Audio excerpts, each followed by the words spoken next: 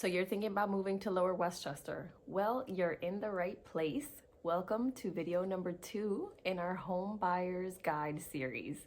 In this video, we talk about the very exciting next step in the process. You've secured your pre-approval, you have a great lender that knows the local area, knows the local market, you have your realtor, and you have a local real estate attorney. So you're set up for success, and now it's time to get out and start looking at houses.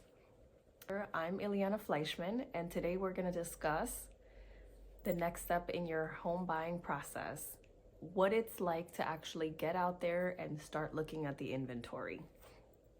So I'm going to pump the brakes on you a bit, because the first thing we need to do before you really get out there and start looking is I generally will ask my buyers to have a quick meeting. It can be in person, it can be over the phone, but it's a really important meeting where we sit down and we discuss what my clients' goals are, what their vision for their new home is, and what their needs are. And the reason for this meeting is that I really need to be able to understand all of the whys that are behind your criteria list. And I'll give you 2 examples of why this is super important. So generally, this is the most common search criteria that I get. Hey, Ileana, we're looking for a 4-bedroom house, 2.5 bathrooms with a nice flat yard. That's it. I need to be able to dig a little bit deeper with you before we even go out. Because what if I have one family who needs that 4-bedroom, 2.5 bathroom house, but what if the buyer in scenario A needs that 4-bedroom, 2.5 bath house because that 4th bedroom is going to be used as an office, right? This person works from home and they need a dedicated office space so that they have the privacy that they need to get all their work done during the day. Well, given that I know the market really well and from all of my resources and expertise, I may say, well, maybe what I can offer you, what if I bring you a really great 3-bedroom house that checks all the boxes and has a finished attic? Well, that finished attic has 2 beautiful windows, it has a door, and it can easily be turned into a home office, and you'll still get every other criteria on your list met, and I also got you the office. But we branched out and I was able to offer that to you in a 3-bedroom home versus a 4-bedroom home. Or what if I have the same criteria from a buyer in scenario B, and this buyer also needs a 4-bedroom, 2.5 bath, but they also tell me, hey, that 4th bedroom is really going to be an in-law suite, and guess what? These in-laws have a very hard time with steps, so their mobility may be limited. And now I realize, well, actually that 4th bedroom that I'm looking for needs to be on the 1st floor or needs to be on a lower level so that we can limit the amount of steps and we can create ease of access for the in-laws, right? Because that's really important. And the rest of the family can have all the bedrooms on the 2nd and 3rd floor because they don't have any issues with mobility, right?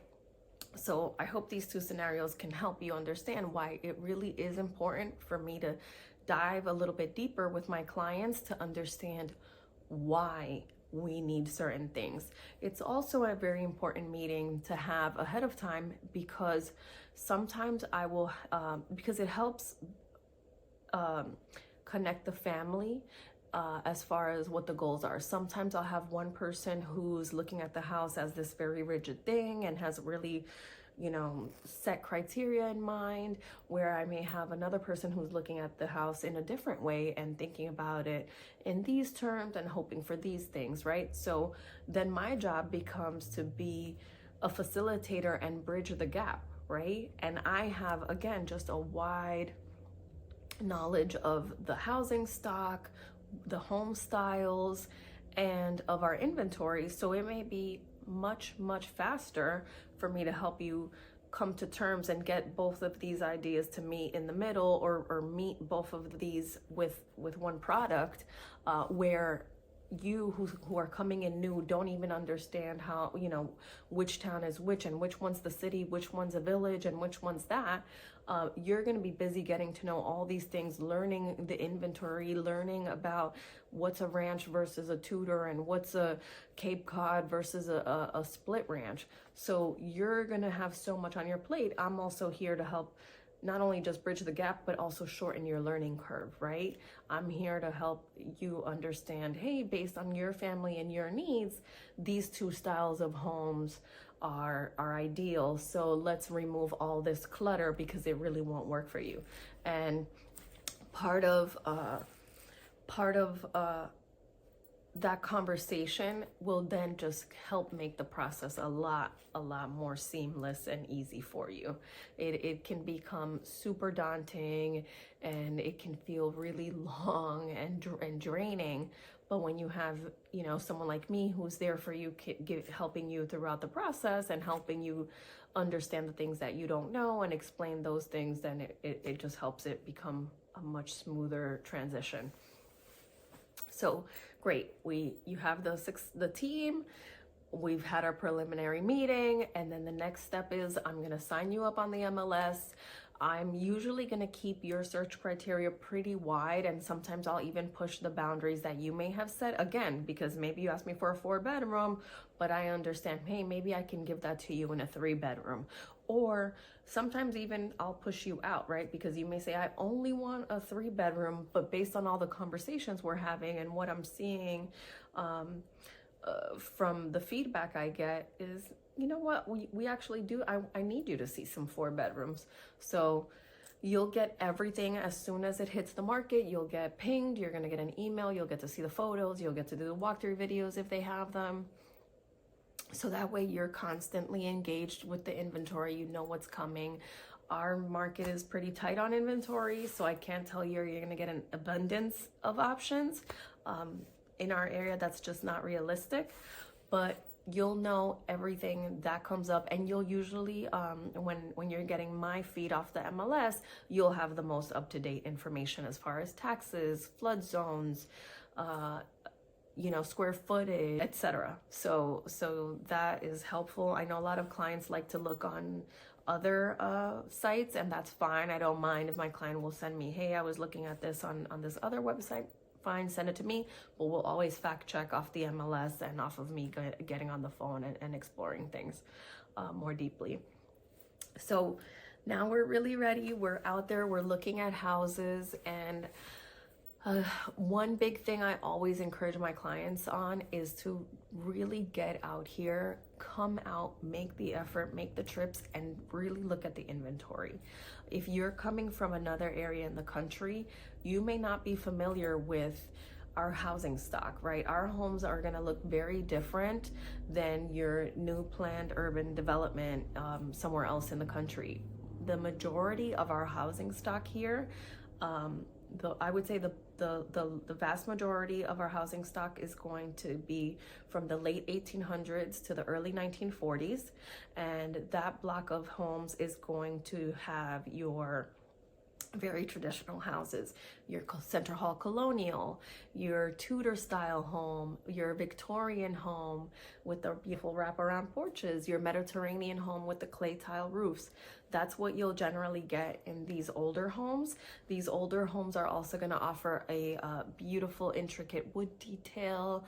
You'll get a lot of that beautiful woodwork in our Tudor style homes. Gorgeous crown molding with very intricate details. You'll find that in the Victorian homes. You'll also get really high ceiling height and very vertical style homes in these homes. Like you'll have all the living areas on the shared living areas on the first floor, all the bedrooms on the second floor, and then accessory bedrooms, which would have belonged to your housekeeper, your nanny, or even your driver on the third floor. So these houses can tend to feel very vertical. They're gonna have a lot of steps. And guess what? There probably was no central air, or not probably, there was not central air in these houses when they were constructed. So you will likely still find a lot of them that don't offer things like central air. You're also not going to find an open concept floor plan because that's something HGTV invented. So that wasn't around in the 1890s or 1920s. So unless the house has been upgraded by a previous owner, you're not going to find open concept. You're not going to find central air. But the nice thing is, yes, most of these homes have been renovated throughout the years, so you do get nice upgrades that feel contemporary, like central air, sprinkler systems, recessed lighting and things like that. So these houses can be so much fun to see and explore because, again, there's just a lot of detail. This is where you find just so much thought into every little part of the home. The next bulk of our inventory is going to be the homes that were built from the 1950s to 70s. And these homes are going to be your Cape Cod style, ranch style homes, split ranches, and raised ranches. That's most common of what was constructed during that time. These are homes that were built pretty easily, quickly, and efficiently. They'll have upgrades like central air, which is great. A lot of these homes will also offer a family room or a lower level that becomes a family room, which is really nice. And sometimes you lose a lot of these, like the formalities of the more traditional homes, which may have had a study or a sleeping porch or things like a formal dining room, formal living room, etc., and a big fireplace or things like that. These are the things that maybe were skipped out on in the homes built in the 50s and 70s, but you do get central air. You get nice big windows on some of these in the living room, and you also get some more flexibility in the homes built in the late 1800s to early 1940s. These are homes with plaster and lath walls, which can be very hard to demo. In a home that was built in the 50s and 70s, you're generally dealing with sheetrock. So those homes are much easier to renovate, so that's a plus. And then another plus in the homes that were built 50s through 70s is that most of them, unless you have a single, unless you have like a ranch, or unless the home was built on a slab, which most of our homes in this area are not built on slab. They usually do have a basement, but most of the homes will have a lower level, which will walk out into the yard. So that's a really nice plus. And some of them will even have an additional basement that can be used for storage. So those are big pluses too. And then we get to the this is the next portion of inventory, but we don't have a lot of this. This would probably be maybe 10% or less of our inventory would be the newer homes. And these are the homes in our area. I would classify newer home would be anything built in the from the 90s until today. Right? We just don't have a plethora of land available here. So there's not a lot of new inventory or new developments that come up, especially not often. So here, anything from the 90s to 2023 is going to be under the range of new construction. And I would say most of those homes are built either in a colonial style or a probably like a split ranch style. But the nice thing about newer homes is you're definitely gonna have central air. You're gonna have things like insulation. You are gonna find the open concept. You are gonna get that family room. And also a big perk that the majority of people love about newer construction is most bedrooms have their own bathroom. Definitely not something that would be easily found in homes built in the late 1800s to 1940s, right? You're lucky if you can get a primary bedroom with its own bathroom, and that would be tiny. In a newer build, you're definitely gonna have a primary with a beautiful and spacious, for the most part, and spacious in quotation marks, ensuite. And another big perk is a lot of these homes will have walk-in closets. Closet space can be limited in an older home, or you may have a lot of closets, they just may be smaller in proportion. So that's kind of to give you a little bit of understanding of what our inventory it feels and looks like. But again, you need to come in and see it for yourself to really understand each style of home. Again, I didn't even go over the capes and things like that. Maybe I'll do that in a separate video where I can kind of detail each home style that we have here and give you a little bit of a better breakdown on it. But you have to come out, you have to get a feel for things. You have to even, sometimes I'll have clients come in and they're very stuck on the style of home that they want, and then they start to visit homes, and then and I'll push their boundaries, and then they'll realize, wait a minute, you know what? This style actually works a lot better for us. I like this better, and they fall in love with something that they weren't even open to. The other reason it's super important, especially when we have such limited inventory, is because you want to quickly get a feel for the style and types of homes that come on. And, you know, you want to be able to understand that, hey, maybe the house I'm looking for is a house that only comes on once a season, or it only comes on maybe twice a year. So once you start to have an appreciation for the kinds of homes that you can find in the areas that you're looking in, it is going to be much more easy for you to take decisive action once you do see the home of your dreams come on the market, right? Until then, you may not realize, like, hey, this house is so special and I should be jumping all over it because I may not get this chance again for 6 months, right? But if you've been coming out every weekend and you realize, like, oh gosh, all these houses are like this and I'm really looking for that one, you know, you may take it for granted that that house is easy to find. So definitely come in, get familiar.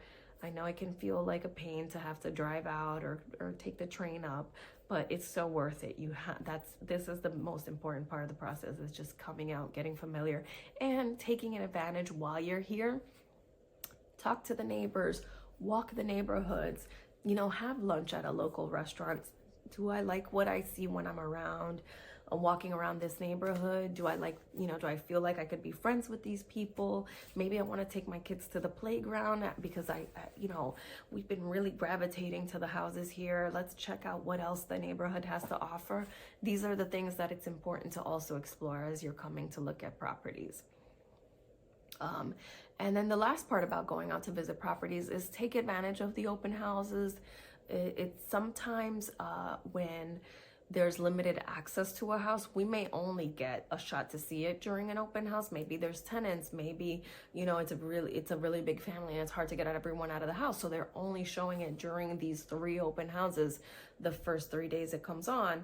Take advantage of that. Make sure you go out and visit. Maybe there's an open house next to a house that we were looking at, or you're driving by. Take a look, take advantage, because again, it will help you kind of get a better feel for the market. I usually have my clients let me know in advance when they're going to an open house so that I can pre-register. I let the other agent know they're coming. Then, you know, they're going to be expecting you. They'll be able to answer your questions. They can give you privacy if you need it, etc.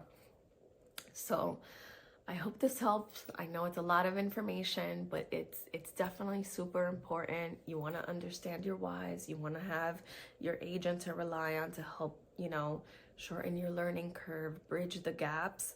And then you just want to get out here and get a feel for everything. Get a feel for the houses, what they look like, what they feel like inside.